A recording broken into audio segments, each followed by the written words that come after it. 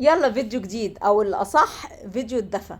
النهارده اليوم بتاعنا بسيط كده وسهل، اخدتكم معايا من اول اليوم. يلا نشوف كده هنعمل الغدا بتاعنا. مش عارفه ايه اللي انا بعمله ده. كنت بسجل معاكم صوت لكن لقيت الصوت يعني ما فيش صوت، كنت موطيه الصوت خالص او مش عارفه ايه اللي حصل. المهم ما فيش صوت. فاضطريت بقى ان انا اسجل بعد الفيديو حلو النهارده ان شاء الله. اهم حاجه هنسمي الله ونصلي على الرسول. اللهم صل وسلم وبارك على سيدنا محمد. لايك وشير وسبسكرايب للقناه علشان يوصل لكم كل جديد. هنا ده الخلطه بتاعه الكوسه.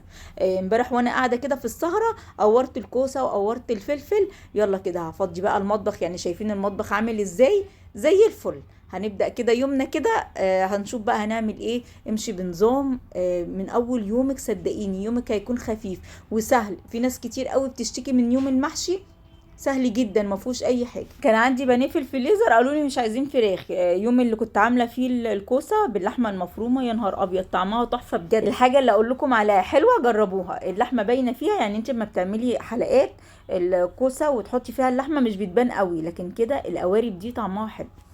المهم كده خلاص بقى يعني شطبت المطبخ زي ما انتم شايفين.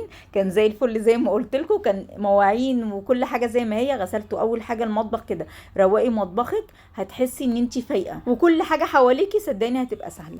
اول حاجه هبدا بيها الكرنب، يعني التقويره دي حلوه قوي. بقورها وتحطيها زي ما هي كده، لكن جيت احطها لقيت الحله صغيره عليها، فهفضي شويه من الورق اللي على الوش ده. شايفين بقى التقويره اللي طلعتها دي ثروه قوميه، اوعي ترميها. والله حطيتها في الميه بتاعت المخلل.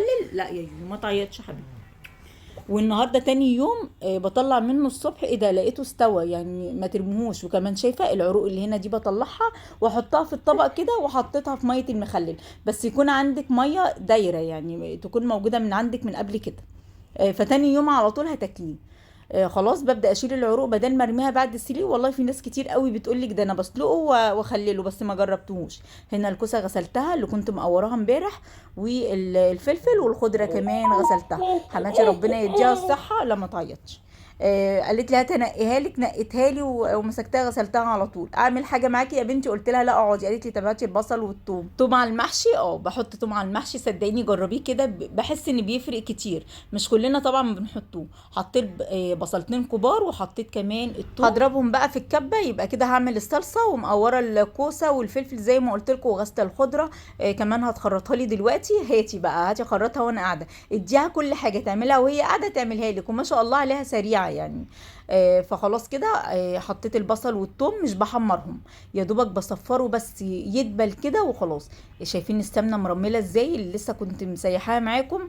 لسه ما خزنتش والله. اللي ما خزنش يخزن بقى، يعني خلاص المفروض اخر يعني شهر للتخزين. هو الشهر ده احسن شهر تخزني فيه، كمان الشهر اللي فات والشهر ده. وحطيت زيت وهحطهم على النار. ما بحط السمنه كتير، يعني زيت ومعلقه سمنه بلدي بس طعمها كده. هريسه شطه معلقه واحده حطيتها علشان حراقه مولعه. وحطيت معلقه كبيره كده او معلقتين من الصلصه، بتساعد مع الطماطم، بتديها لون. والمحشي طبعا عايزينه احمر. كمان بصلايه فرمتها. هنعمل البانيه، هقول لك ايه اللي بيخلي البانيه يفك منك. يعني شايفين الليمونه اللي حطيتها دي، يعني مش كلها عصرتها، يعني نص ليمونه مش بعصرها كلها. حطيت معلقه خل، ملح، فلفل، كمون، كزبره ناشفه، وبابريكا. البابريكا بتدي لون اللحمه كده، بتخليها حمرا وحلوه. اللي بيخلي الكفر يفك معاكي كتر الليمون. غسلت طبعا الفراخ بتاعتي بليمون، الليمون حلو قوي والملح. وبعد كده هقلبها وادخلها التلاجة يعني نص ساعة. يعني لو انتي مستعجلة نص ساعة بالكتير، اوقات والله بيبقى ربع ساعة.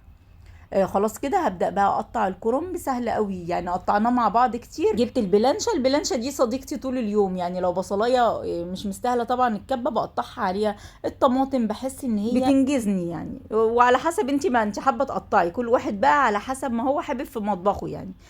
بعد ما قطعت كده شايفين، بعد كده بمسكها بقى واحده واحده كده على قد الصوبع.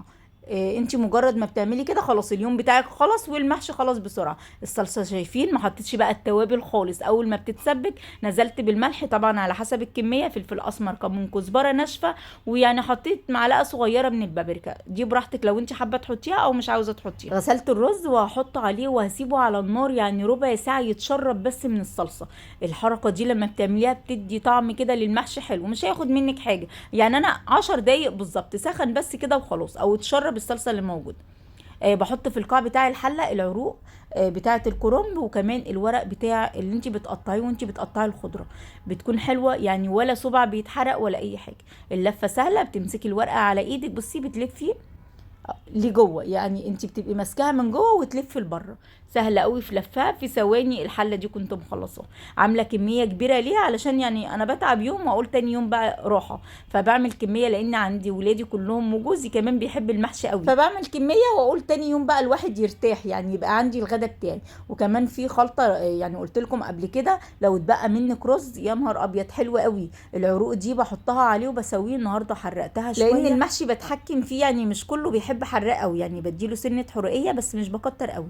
حطيته على النار خلصته، والكرنب كمان حطي الطبق ده بسيبه لحد ما المحشي يستوي، وبعد ما بطفي بسيبه عليه يفضل سخن فتره طويله.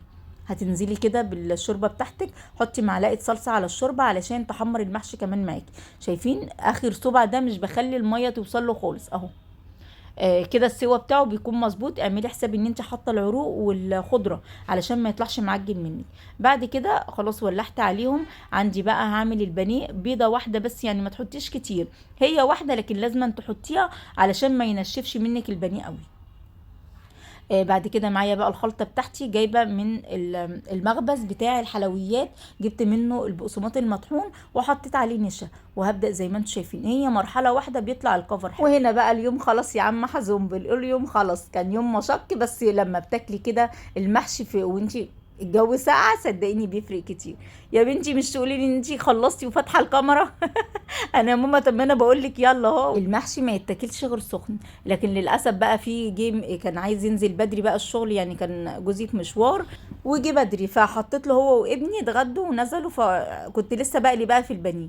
شايفين بقى الرصه عامله ازاي؟ يا نهار ابيض تحفه. والبانيه كمان اللون والكفر هوريه لكم دلوقتي من قريب، وهي دي اللحظه بقى اللي احنا مستنيينها. يا نهار ابيض، لون وشكل وطعم وريحه بجد ما يتقاوموش. شويه محشي يعني بألف هنا وشفا للي اكلوهم، وكل اللي داقوا بجد يعني الحمد لله شكر فيه. سمي الله. واليومين دول بالذات النهارده وبكره يعني وامبارح كمان، صلي على الرسول على قد ما تقدري. كل سنه والامه الاسلاميه يا رب طيبه وبالف خير. الاسراء والمعراج يعني هانت خلاص، رمضان داخل علينا، يا رب تكون ايام سعيده علينا كلنا يا رب، ويكون ايام خير وبركه. تعالوا بقى بصوا الجمال. ايوه شايفين اللون؟ لونه احمر ومفلفل، والسوا بتاعه مظبوط، ما بياخدش حاجه في السوا. اهم حاجه تكوني متابعاه، واقسمي الكوسه كده وشوفيها استوت ولا لا. شايفين؟ عاوزه الكوسه بتاعتك السوا بتاعها يكون كويس، خلي ربعها بس شوربه، علشان الكوسه بتنزل ميه يعني، فانت ما تكتريش الشوربه قوي. وبعد كده اول ما تلاقيه استوى سيبيها من النص، شوفيها استوت ولا لا. ما تزوديش السوا بتاعه قوي علشان لو عجن مش بيكون طعمه حلو. وكمان وانت بتحشيه زوديه يعني شويه ملح شويه. شايفين بقى كمان الكرنب الصبع مفلفل ازاي؟ المعيار بتاع الميه اللي قلتلك عليه كويس، خلي اخر صبع ده الميه ما توصلهوش. والكفر هنا متماسك ازاي، والفراخ مستويه واللون بتاعه حلو. اعملي زي ما بحط كده، النشا بيديله يعني بيخليه مقرمش، بس حطي يعني بيض، اوعي ما تحطيش بيض هينشف ومش هيكون حلو. وهنا المخلل قسمت يعني، شلت شويه من المخلل الجزر، وبعد كده نزلت بالكرنب وحطيت الجزر فوق. تاني يوم بقول لكم النهارده طلعته منه كان طعم قوي وكان حلو واستوى، ما اخدش وقته خالص. شايفين؟ عندك قشر استفندي حطيه في اي مخلل عندك وادعيلي، بيكون طعمه حلو قوي. الفكره دي اللي حماتي قالت لي عليها. يلا ما تنسيش بقى اللايك. اشوفكم ان شاء الله على خير، مع الف سلامه.